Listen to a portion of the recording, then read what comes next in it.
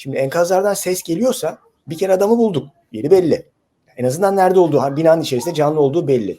Yapılması gereken o bölgedeki yerel halkın, yerel insanların bütün etraflarındaki enkazı tek tek dolaşarak, gezerek hangi enkazlardan ses geliyor? Kim o gelen ses? Yani bazen konuşabilirsin, bazen tıkırtısını duyarsın. Yani şu sese cevap verir. Yani bunu sadece bir insan yapabilir. Dolayısıyla aşağıda bir insan var. Kim olduğunu bilmiyorsun. Apartmandaki bir sakin. Yapılması gereken ilk önce kayıp kişilerin tamamının kayıt altına alınması.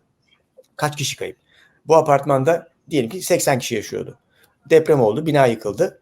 Herkes kaçıştı, kaçışabilen, kaçışamayan içeride kaldı. Çık dışarıda sayım yapıyorsun. Kaç kişi var dışarıda o apartmanda yaşayan? 50 kişi var.